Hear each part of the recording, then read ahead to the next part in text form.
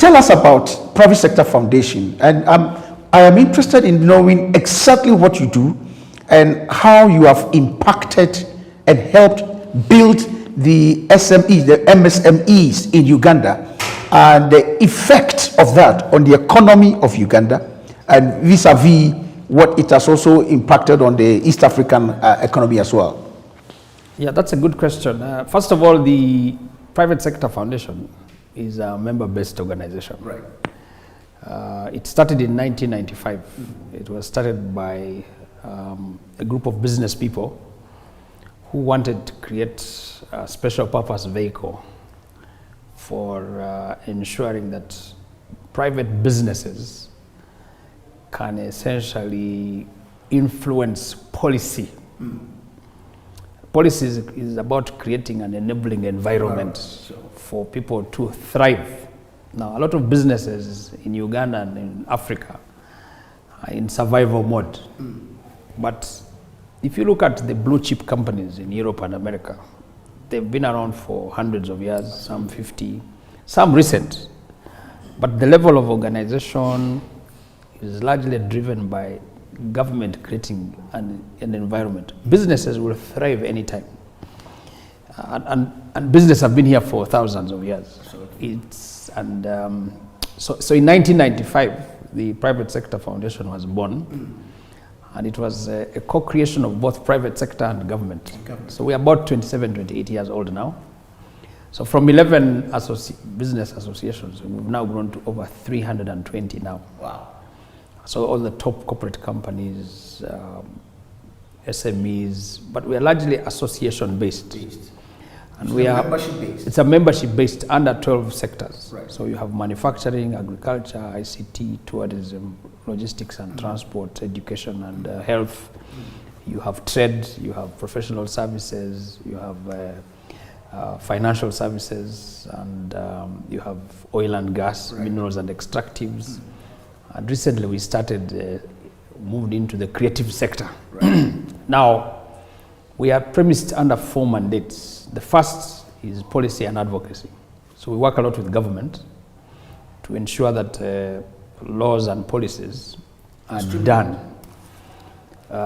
In fact, to that extent, our policy-driven interventions have led to, mark my words, led to 74% of what was read in the budget was influenced by private sector. And the driver for that was PSFU. Wow. So we are a very influential body. So influence is our hallmark for policy and advocacy to create an enabling environment for businesses to thrive. Wonderful. And how do we do this? You have both the hard and soft. So the hard is cash, logistics, hardware, but the soft parts are things like ICT, money, and there are innate things that we do like business development services. Now, Uganda is the youngest nation in the world. Right. We are now approaching 50 million people. The average age in Uganda is 17.6, right, which means that we have a very dependent population. Now, that's both good and bad. A consumptive population versus a productive population is a very dangerous proposition. So what we do is now PSFU is pushing for policy intervention in especially the younger generation. Okay. So 75% of our 50 million people is below the age of 35.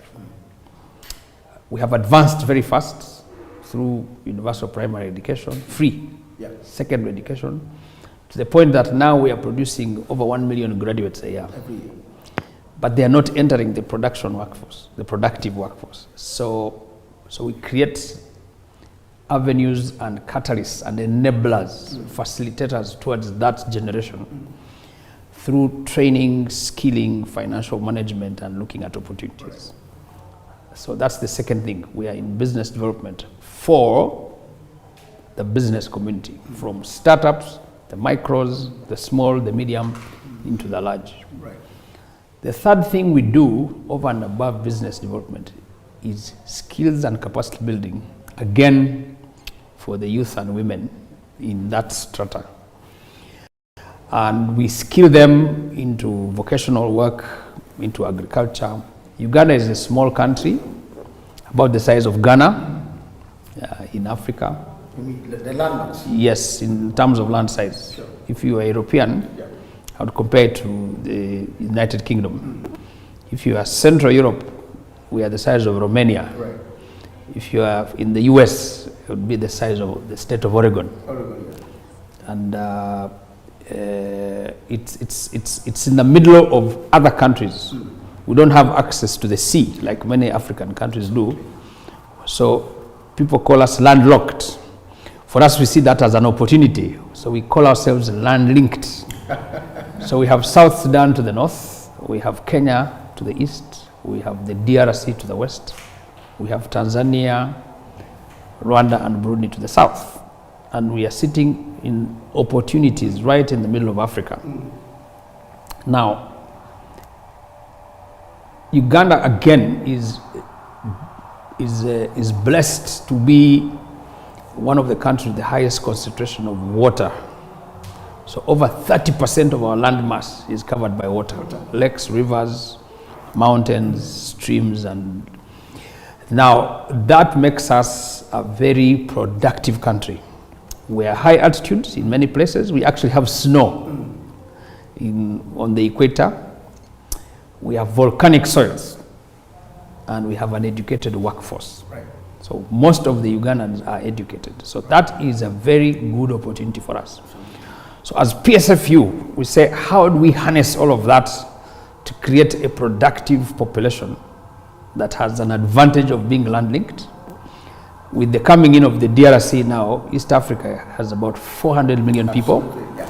And for the first time, the East African community is connected from sea to sea. We have the Indian Ocean on the east and the Atlantic on the west. Our vision is to see the whole of Africa connected with railways, with roads, with airports, with high-tech ICT facilities, and to be an African continent on the move. So Uganda, from where we sit, stands in a pivotal position to be, one, the biggest producer of electricity, because we have hydro. We are in the middle of the world, on the globe, on the equator, so we have 12 hours of sunshine. We can produce all the electricity we want using sunshine through solar power. We have water, volcanic soils. So we are essentially, potentially, the breadbasket of the world. Educated workforce with very beautiful scenery. So there's no reason why we shouldn't be a lender and not a borrower of resources. So the private sector is vital.